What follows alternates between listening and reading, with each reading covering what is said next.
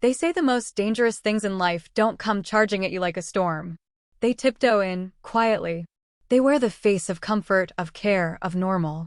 And by the time you realize what's happening, you're already standing at the edge of something you can never take back. I never thought my story would sound like this. I never thought I'd be sitting here, staring out the window like this, 2 years older, 1,000 years heavier. Haunted by one moment that started off so small, so innocent. One moment that unraveled everything I thought I knew about myself. It started with a simple gesture. A back massage. A sprain. He had twisted something at soccer practice, nothing major. He came home sore, wincing, asking if I had anything to help with the pain. Just a little knot, he said. He was my stepson. My husband's child from his first marriage.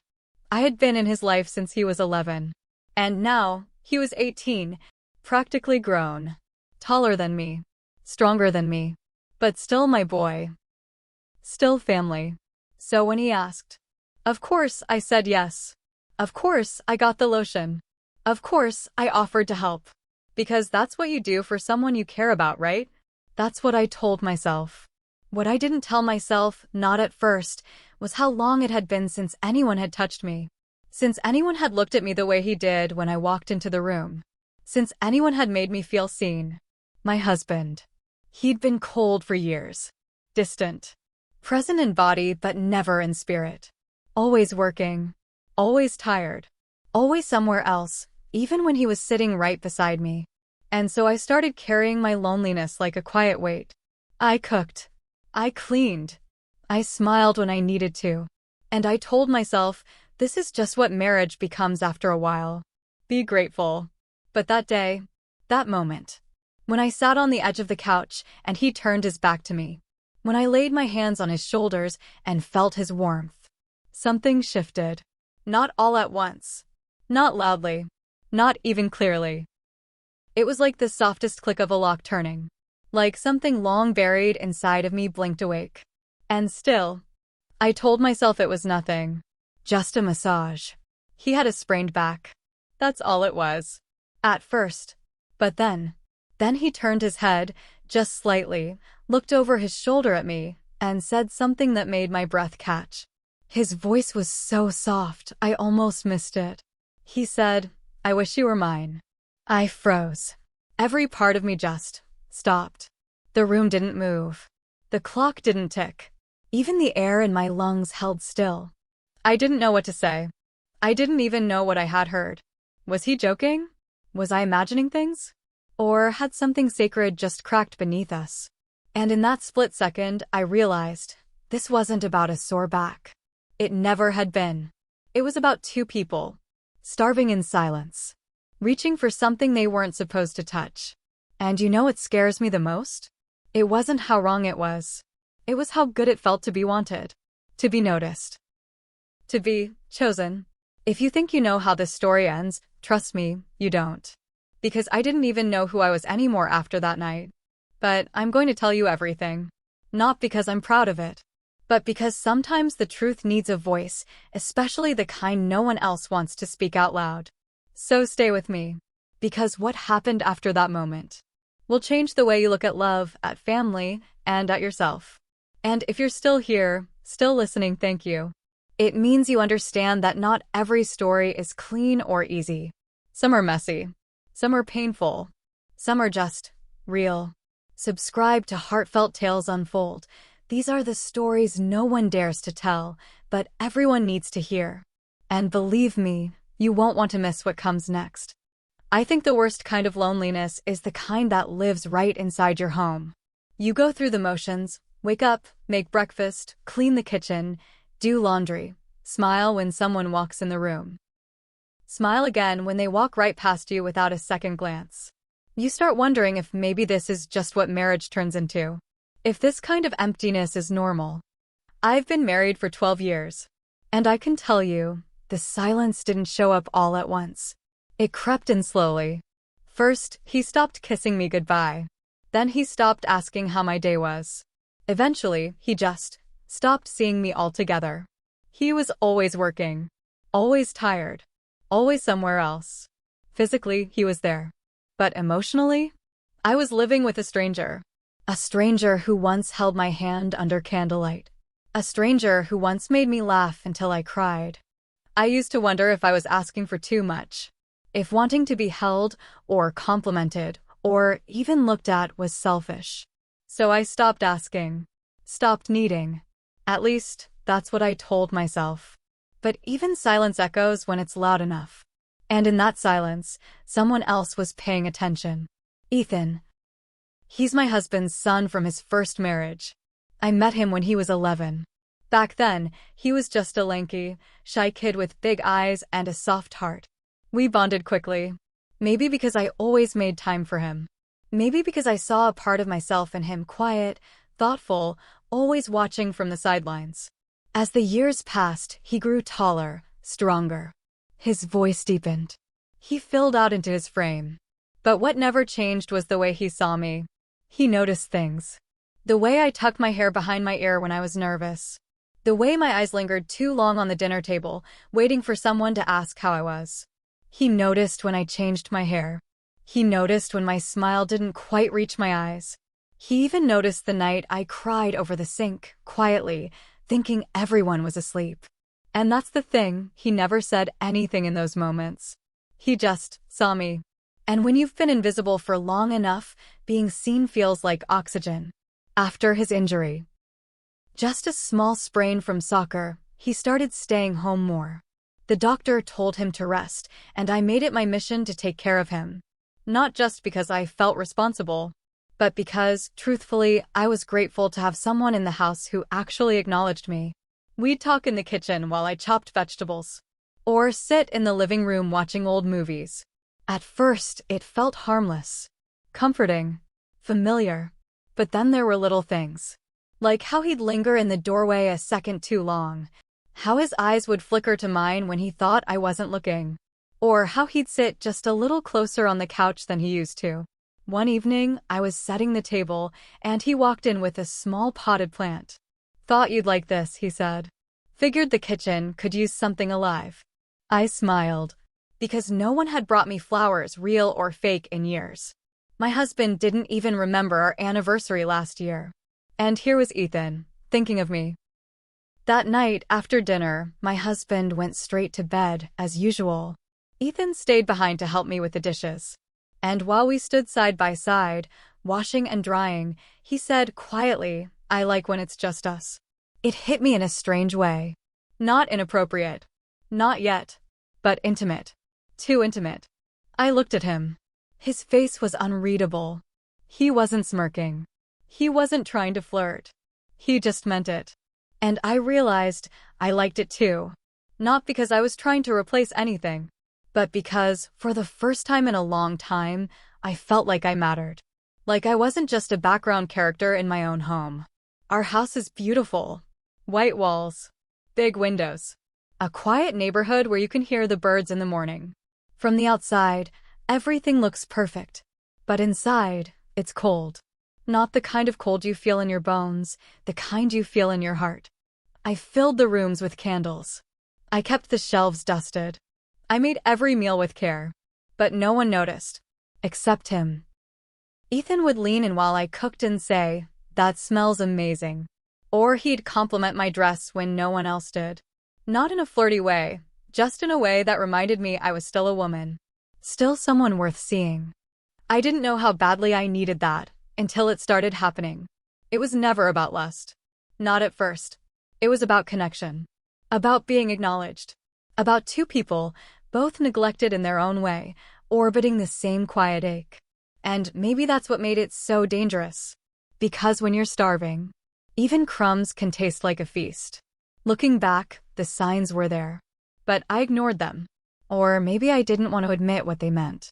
Because admitting it would mean facing the truth I wasn't ready to say out loud. That maybe, just maybe, the safest place I'd found in years was in the eyes of someone I was never supposed to see that way. And that truth, that unbearable truth, was already starting to bloom. Even before he ever said a word. It happened on a Thursday. Ethan came home from practice limping, his face tight with pain. He tried to play it off like it was no big deal, but I could see it, how he winced when he sat down, how he shifted constantly trying to find a position that didn't hurt. I asked him what happened. He shrugged, said I probably pulled something in my lower back. I offered to call the doctor. He shook his head. Already went to the school nurse. They said rest and heat should help. He looked tired. Not just physically, but in a way I recognized deep in my bones. That same kind of weariness I'd carried for years without saying a word. Later that night, while my husband was upstairs buried in some work meeting on Zoom, I found Ethan on the couch, lying awkwardly on his side, pressing a warm pack against his back. "You want some help?" I asked. He looked up, surprised. "Like, with a heat pad?" I hesitated, then said it. "I used to help your dad with back pain. I could give you a quick massage if you want. Might loosen it up." He didn't answer right away. Just looked at me. And then finally, with a quiet voice, said, "Yeah, I'd like that."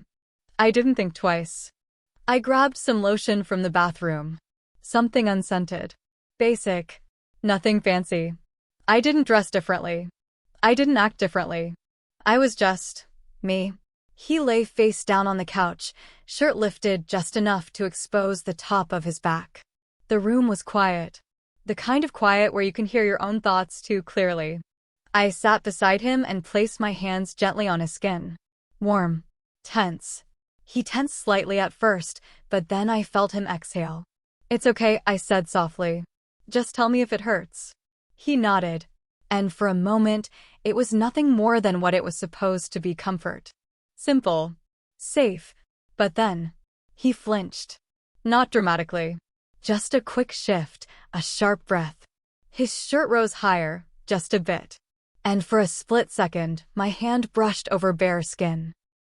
His lower back, warm and smooth. I paused. Not because it was wrong, but because I felt something.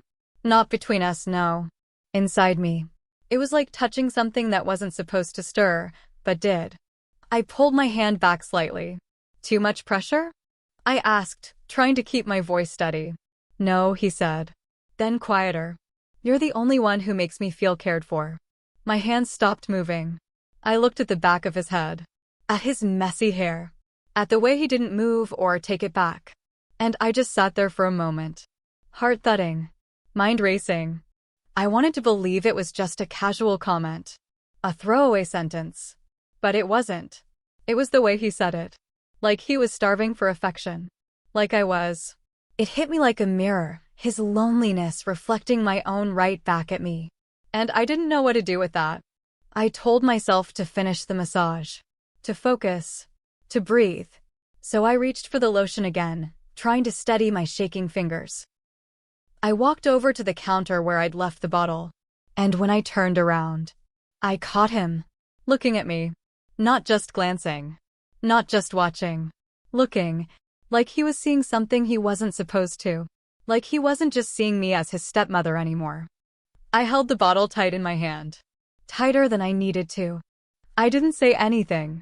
Neither did he. But in that second, we both knew something had shifted. Something we couldn't unsee. Something we couldn't unfeel. I told myself it was nothing. That I was imagining it. That I was being dramatic. But deep down, I knew. This wasn't just a massage anymore. And what scared me most was how much I didn't want it to stop. After that night, nothing between us looked different. We didn't talk about it. He didn't bring up what he said. I didn't mention the way he looked at me. But something had changed. Not out loud, but underneath. Quietly. Unspoken. Like a current running just beneath the surface. And I couldn't stop thinking about it. That sentence. "You're the only one who makes me feel cared for." I kept asking myself, was I reading too much into it? Was I so touch-starved, so emotionally hungry, that I twisted a simple moment into something it wasn't? Maybe he was just being sweet. Grateful. Maybe I was the problem. But that's the thing about loneliness, it plays tricks on your mind. It makes you second-guess every thought, every feeling. It makes you see hope in places where maybe there shouldn't be any. And yet, part of me wanted to believe it wasn't all in my head. Because the way he looked at me, that wasn't imagined. The stillness in the room, the weight of the silence, that was real. And the way I felt, that wasn't a lie. I tried to shake it off. Tried to act normal. But I couldn't unfeel it. I couldn't go back to being invisible after someone had looked at me like I mattered. So I started doing little things. Things I hadn't done in years. I took a little extra time getting ready in the morning. Not for anyone, just to feel something. I put on perfume again. Dug out that soft blouse I used to love, the one that always made me feel a little more alive. It wasn't a conscious plan. It wasn't about seduction or games. It was about me, trying to remember who I used to be before I became someone's afterthought. And Ethan. He noticed.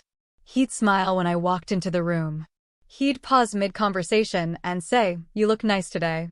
Or, "That color really suits you." Simple words. Small comments. But to me, they felt like oxygen.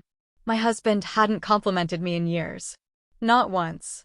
He'd walk through the door, toss his keys on the table, and barely look in my direction. Sometimes I'd stand there, right in front of him, wearing something new, hair done, makeup fresh, and he'd just walk past me. Like I was the wallpaper. It used to hurt. Then I got used to it. Then I stopped trying altogether. But now? Now someone was noticing again. And I hated how much I craved that. I'd be folding laundry and suddenly wonder, was I smiling too much when Ethan walked into the room? Was I laughing a little too loud at his jokes? Was I leaning in closer than I used to? Every night, I'd lie awake in bed next to a man who hadn't touched me in months, while downstairs slept someone who saw me more clearly in one glance than my husband had in years. And it tore me apart. Because I knew how it sounded. I knew how it looked. But it didn't feel like betrayal. Not yet. It felt like finally being seen. It felt like recognition. And that scared me more than anything. Because if something as small as a compliment could make me feel this alive, what did that say about how empty I'd become? Some days, I convinced myself I was imagining everything. That I was just lonely. That this was all one-sided. That he didn't really mean anything by it. But then he'd say something small. Something soft. And I'd feel that warmth again. That dangerous, aching warmth. I started catching myself daydreaming. Not about anything specific. Just about feeling wanted. And I hated myself for it. Because I had a husband. A home. A role to play. I was the adult. The caretaker. The wife. The mother figure. But all I could think was, what if I've been asleep for so long? I forgot what it means to be awake? Was I just projecting? Was I trying to find something where there was nothing? Or had I finally stumbled into the truth I'd been too scared to admit? That maybe I was more than just starved for attention. Maybe I was starting to fall into something I couldn't climb out of. The first time I offered to help with his back. I thought it was a one-time thing. But it wasn't. A few days later, he came into the kitchen holding his side, wincing slightly. Said it still hurt, especially after sleeping wrong. I nodded. And just like that, it became a routine. Late evenings, when the house was quiet. The TV humming in the background. The lights low. He'd lay down on the couch, and I'd rub the tension out of his shoulders. It always started the same way, innocent. Focused. Motherly even. But slowly, it changed. Not in obvious ways. Not in anything either of us said. It was in the air. In the space between our words. In the way he'd close his eyes and breathe a little deeper when my hands lingered longer than necessary. In the way my fingers slowed down, tracing the shape of his muscles, softer than they should have. I started avoiding his eyes. Because looking at him felt like holding my breath underwater. But he never looked away. Not once. He held my gaze like it meant something. Like he was waiting for me to say something I didn't have the courage to say. One night, after I finished, I rested my hand on his arm just for a second before pulling away. He grabbed it. Gently. Didn't let go. Just held it. And in that stillness, he looked up at me and asked, "Do you ever wish things were different?" I didn't know how to answer. So I didn't. But he kept going. Like, that you were with someone who saw you? That word, saw, it hit me harder than anything else he could have said. Because he did. He saw me. He saw the tiredness behind my eyes, the longing I tried to hide behind small talk and chores. He saw the way I forced smiles around his father, the way I hesitated before answering questions because I knew no one was really listening. And more than that, he made me feel seen. After that night, things kept building. He started helping around the house more. Not because I asked, but because he wanted to. He'd bring in the groceries without being told. He'd make me tea in the afternoons, sliding it quietly across the counter with a small smile. He'd sit with me while I cooked, asking how my day was, really listening. He'd share things, too. Things he never told his father. Things about school, about friends, about how lost he sometimes felt. And I listened, because no one else was listening to me either. We became each other's safe space. And it was terrifying, because nothing between us was wrong, but everything about it felt dangerous. He never said anything inappropriate, never made a move, never crossed the line. But it was the silence, the things neither of us said. The way we danced around the truth, afraid to break the spell. I'd tell myself to pull away, to create distance, to stop the massages, stop the conversations, stop the whatever this was before it became something we couldn't undo. But then I'd see him wince walking through the door, or find another cup of tea waiting for me on the counter, or hear his voice behind me saying, "Rough day?" with that soft concern in his eyes. And suddenly, every line I meant to draw felt so far behind me. I started questioning myself constantly. Was I craving attention or connection? Was I lonely or was I selfish? Was this care or something I couldn't admit even to myself? And through it all, I kept convincing myself we hadn't crossed a line. That so long as we stayed quiet, stayed careful, we were still safe. Until that one night. He walked into the kitchen, slower than usual. Said the pain had moved. Lower. He gestured vaguely, toward his hip, his lower back, his waistline. Asked if I could help. And I froze. Because he wasn't asking like a child. He wasn't asking like a patient. He was asking like a man. My heart pounded in my chest. I could hear my own pulse in my ears. I looked at him, and he didn't look away. He just waited. Waited for my answer. Waited to see if I would go one step further. One step closer to something we could never take back. It was raining that night. Not a soft drizzle, the kind that makes you want to curl up under a blanket, but a heavy, endless downpour. One of those nights where the sky feels like it's falling in pieces. Where everything is just louder. The wind, the water, the silence. My husband was out of town. Business trip. 3 nights in Denver. He barely said goodbye. A kiss on the cheek. No eye contact. Not even a text after he landed. The house felt even bigger without him there. And somehow, even colder. I was upstairs reading when I heard Ethan come in. His footsteps were slower than usual. He called out, said his back was killing him again. Said the rain made it worse, tightened everything. He didn't ask me outright. Just stood there in the hallway, damp hoodie clinging to him, pain written across his face. "I can't sleep like this," he mumbled. "It's all down here now." He gestured to his lower back. His hips. I hesitated. Everything in me screamed, "Don't. Just say goodnight. Just tell him to take a warm shower and stretch." But then I looked at him. At the tension in his body. At the exhaustion in his eyes.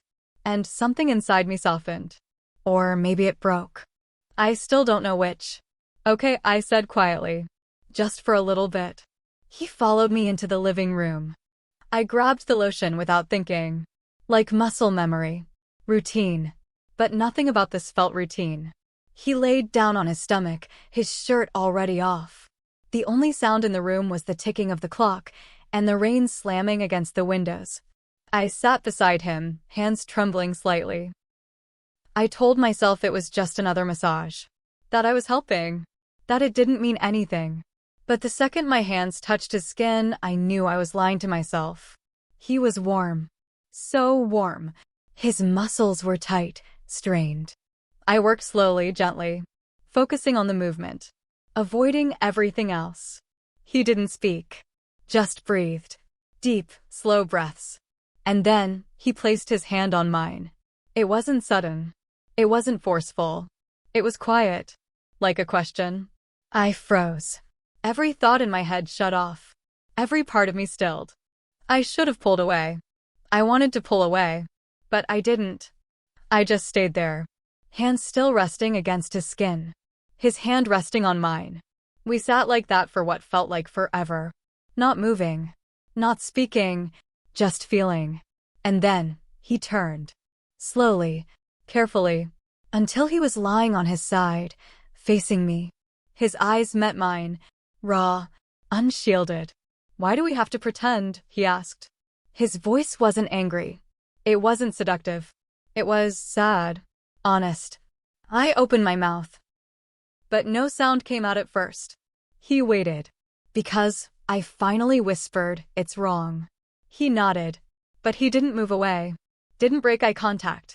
Instead, he reached out. Not to grab me. Not to pull me in. Just to touch, lightly, my face. The back of his fingers against my cheek. I closed my eyes. Because everything inside me was screaming. Because I couldn't look at him another second without falling apart. When I opened them again, he was still there. Closer now. So close I could feel his breath. Neither of us moved. Neither of us spoke. We just existed, together, in that fragile space between want and ruin. And for one suspended moment, time stopped. The rain kept falling. The wind howled outside. But in that room, everything was still. The line between us didn't blur that night. It disappeared. The morning after, I couldn't look at myself. Not in the mirror. Not in the hallway reflection. Not even in my own mind. I kept telling myself that nothing really happened. That we didn't do anything. No words were spoken that couldn't be taken back. No lines were physically crossed. Not fully. But it didn't matter. Because something had happened. And we both knew it. The silence between us was no longer the safe kind. It was suffocating. Heavy. Unbearable. I started avoiding him. Taking longer in my room. Leaving the kitchen when I heard him coming. Finding chores that didn't need doing, just to stay in motion. I thought maybe if I stayed busy enough, the guilt would evaporate. That if I just kept moving, I wouldn't feel the way my stomach twisted when I thought of the look in his eyes, the softness in his voice. The way we hovered on the edge of something we both wanted and feared. But every time I turned around, he was there. Not saying anything. Just watching. Not in a creepy way. Not with intent. Just. Too long. Too quiet. And every time our eyes met, I had to look away. I felt like I was unraveling. Like threads were being pulled from the inside, slowly, one by one. And I couldn't stop it. Guilt wrapped around everything. Making coffee? Guilt. Folding his laundry? Guilt. Laughing at something on the TV when he walked in the room? Guilt. It seeped into every corner of my day. Even in moments when I wasn't thinking about him, suddenly I was. Without warning. And the worst part? I didn't even know what I was guilty of. Of wanting? Of being seen? Of not stopping something that never fully started? My husband noticed. Not in the way I wanted him to. Not with curiosity or concern. But with brief, half-hearted remarks. "You're quiet lately. You okay?" Then, right back to his laptop. His phone. His meetings. His silence. And I wanted to scream. I wanted to say, "I'm not okay. I'm breaking. I'm being torn in half and you haven't even noticed." But I didn't. Because I knew what would happen. He'd nod. Offer some generic line like, "Maybe you need a spa day." Then he'd disappear again. That's the thing about loneliness. It doesn't always come from being alone. Sometimes, it's sleeping next to someone every night who never really sees you. A few days passed. I stayed quiet. Ethan stayed, still. Until one afternoon, I found something on my nightstand. A folded piece of notebook paper. No envelope. No signature. Just a few lines written in his handwriting. "I'm sorry if I crossed a line." But I meant everything I said. I stared at it for what felt like hours. My hands trembling. I should have torn it up. Should have thrown it out. Should have burned it. But I didn't. I folded it back the same way I found it. Tucked it into the drawer beneath my old scarves. Pressed it between fabric I never touched anymore. And even as I closed the drawer, I could feel its weight. Not just the paper, but what it meant. What it said about me. That maybe I didn't want to let go. That maybe part of me wanted to hold on. To the words. To the feeling. To being wanted. And that terrified me. Because I couldn't lie to myself anymore. Something had shifted.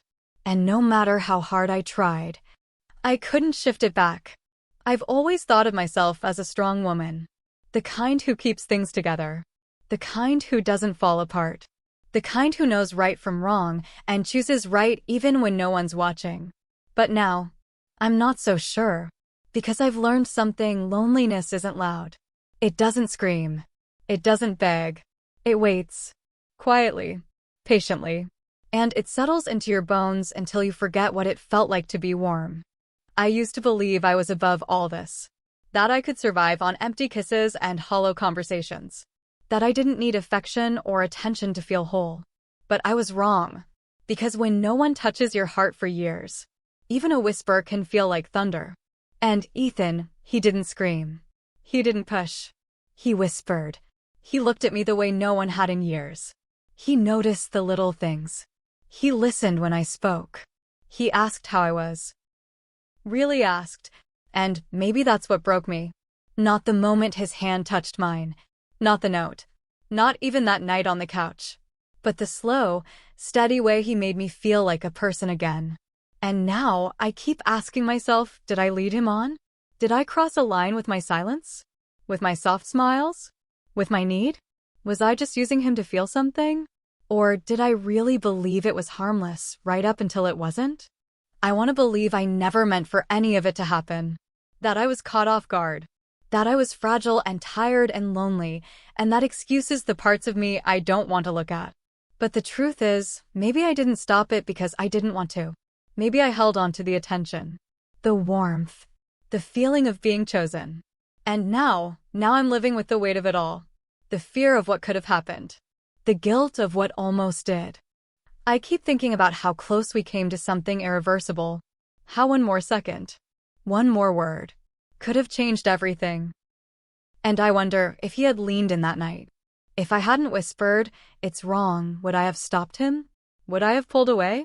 Or would I have let go? That question haunts me more than anything. Because the woman I thought I was, she would have never let it get that far. She would have seen the signs. Closed the door before the breeze ever got in. But the woman I am now? She lingered. She listened. She kept the note.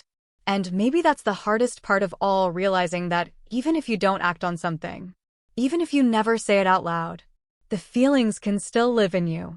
And they do. They live in me. I never intended for things to go this far. But maybe, just maybe, I didn't stop them soon enough either. Have you ever found yourself in a moment you didn't see coming? Not something planned. Not something wanted. Just something that slipped in through the cracks of who you thought you were? Have you ever looked in the mirror and realized you didn't recognize the thoughts in your own mind? That they scared you, but also made you feel alive? Sometimes it's not lust that blurs the lines. Sometimes it's loneliness. Or longing. Or just the simple, aching need to feel seen again. To be looked at not as a wife, or a stepmother, or someone who's always supposed to have it all together, but as a person. A woman. A soul. So I want to ask you, honestly, have you ever been in a situation that made you question everything? Where right and wrong didn't feel so clear anymore? Was it about love? About connection? Or something deeper? I want to hear from you.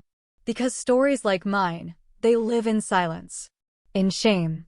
But maybe if we speak them out loud, we can start to understand each other better. Share your thoughts in the comments. I read every one. And if this story touched something in you, if you've ever felt lost in the quiet, please take a second to like this video and subscribe to Heartfelt Tales Unfold, where true stories meet the raw edges of human emotion. Where we don't look away from the hard things. We walk through them together. Some roads you never travel. But even standing at the edge changes you. I didn't cross the line. Not fully. But I stood so close, I still feel the heat. Even now. And sometimes I wonder, did I avoid disaster?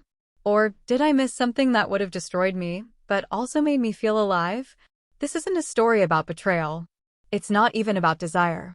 It's a story about being human, about emptiness, about how desperate we become to feel anything when we've gone too long feeling nothing. It's a story about silence, about how it wraps itself around us, gently at first, until it becomes the loudest thing in the room. So here's what I've learned. Be careful who you open your heart to, even when it feels like no one else is listening. Because someone always is. And sometimes it's not the people who should be listening, but the ones who want to. And that can be beautiful. Or it can break you. Sometimes both.